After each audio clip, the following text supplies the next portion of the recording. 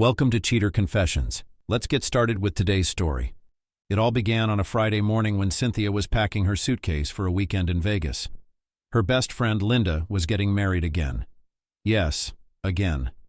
Linda's first marriage had crashed and burned because she couldn't keep her hands off another man.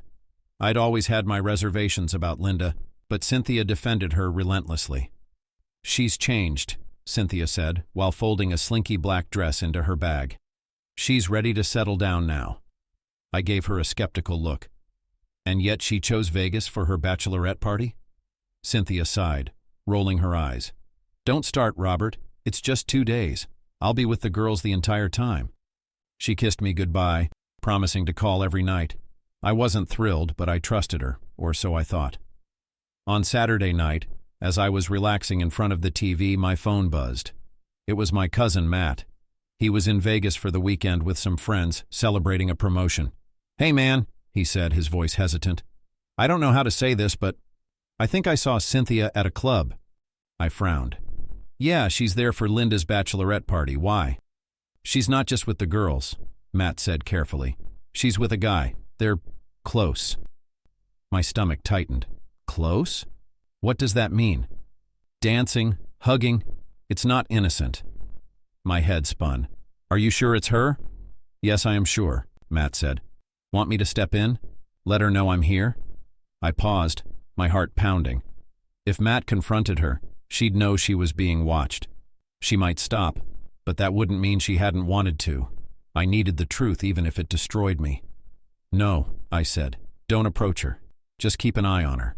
An hour later, my phone buzzed again. Matt's name flashed on the screen, and I braced myself, hoping he'd tell me everything was just a misunderstanding.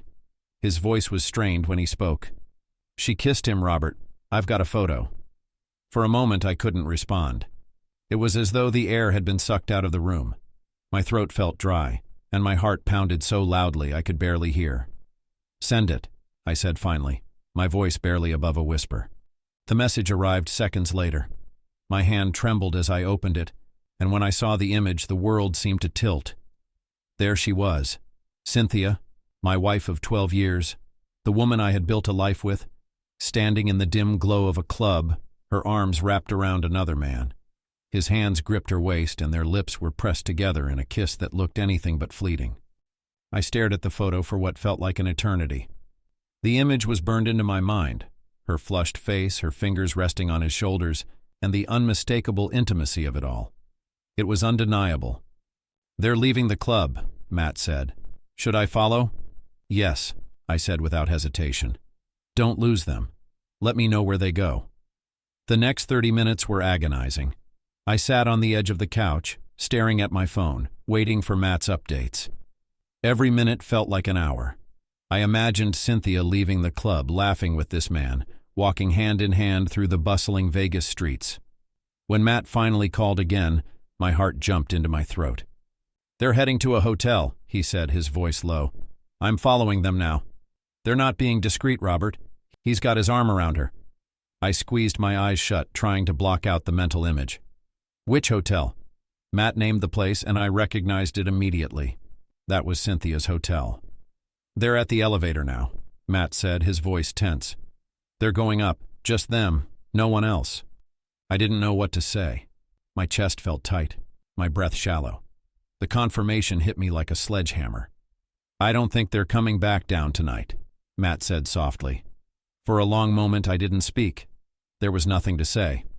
"Thanks, Matt," I said finally, my voice barely audible. "I'll handle it from here." "You sure you're okay?" he asked. "No," I admitted, "but I'll figure it out." After we hung up, I sat there in silence, staring at the photo on my phone. The evidence was clear. Cynthia had crossed a line at the club, and now she was in her hotel room with another man, about to cross another, one that couldn't be undone. I thought about calling her, demanding an explanation. But what would be the point? She'd deny it.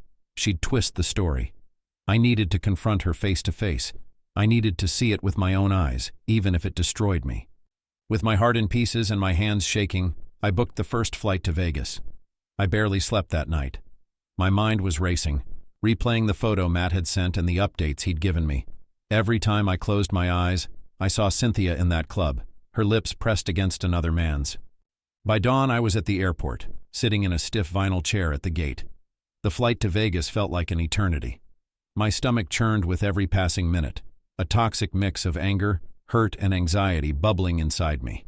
I kept staring at the photo on my phone, trying to process how we had ended up here. How had the woman I loved, the woman I thought loved me, done this to us? When I landed, Matt was waiting for me near baggage claim. He looked as drained as I felt, his usual confident demeanor replaced with a grim seriousness. "Hey," he said, clapping a hand on my shoulder. "You okay?" "No," I admitted, my voice flat. "But I'm here." "You sure you want to go through with this?" he asked, searching my face. "It's going to be ugly, Robert." "I need to," I said, my jaw tightening.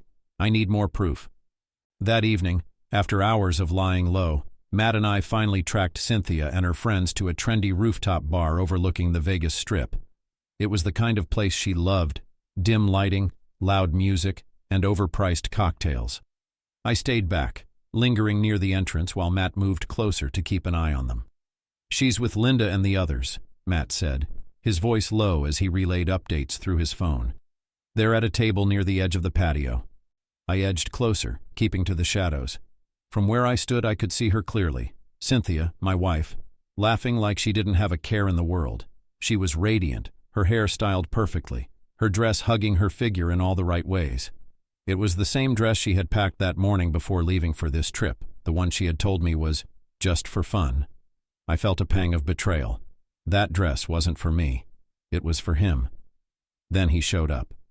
I recognized him instantly, the same man from the photo. Tall, broad-shouldered, with an easy grin and a cocky swagger. He wasn't alone, though. Another man was with him, probably his friend. My blood boiled as I watched Cynthia's face light up when she saw him.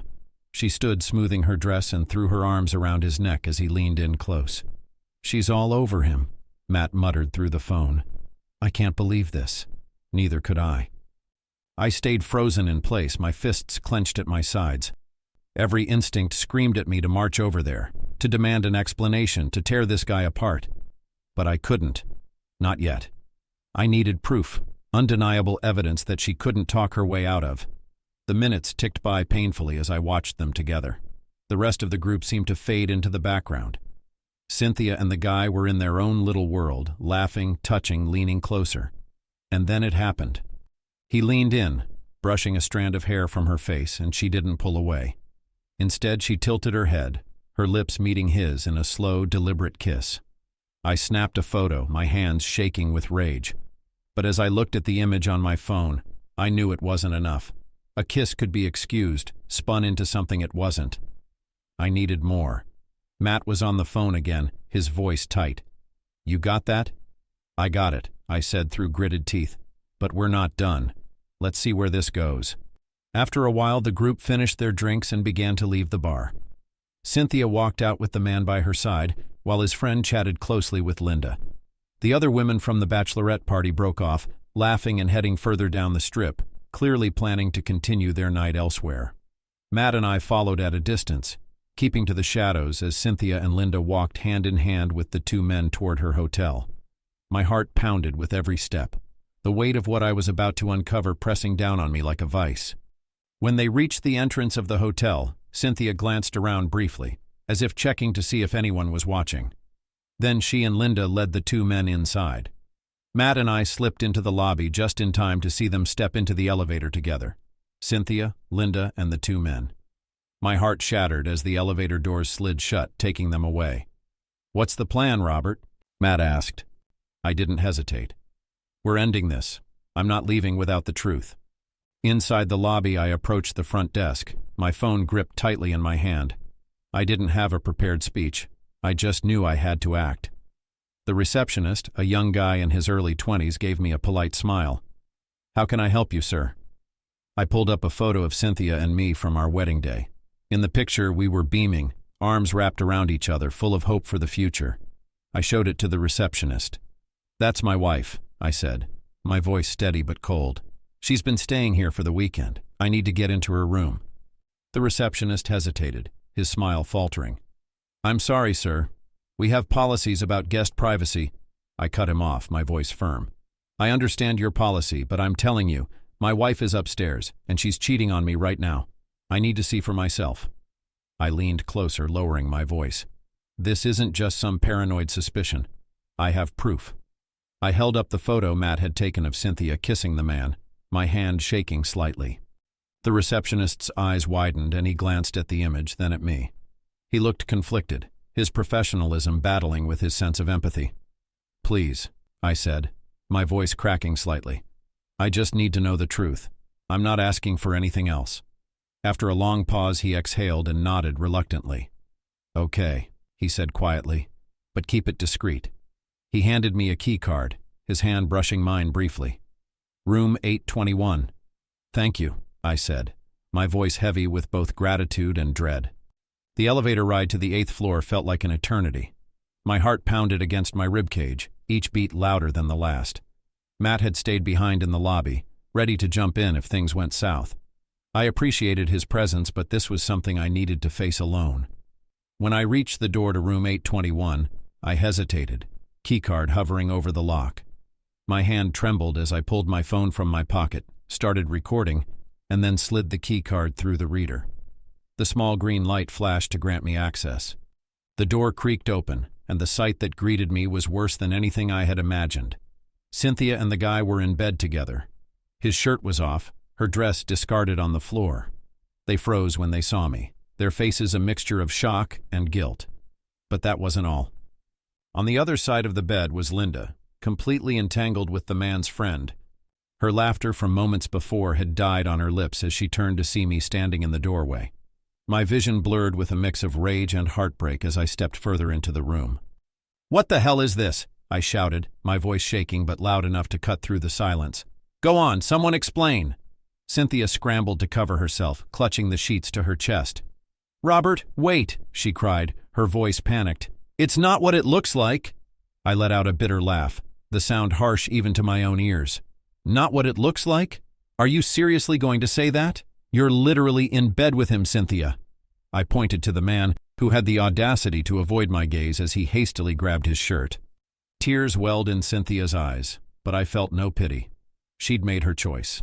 Linda, ever the opportunist, tried to step in. "Robert, calm down," she said, pulling on a robe.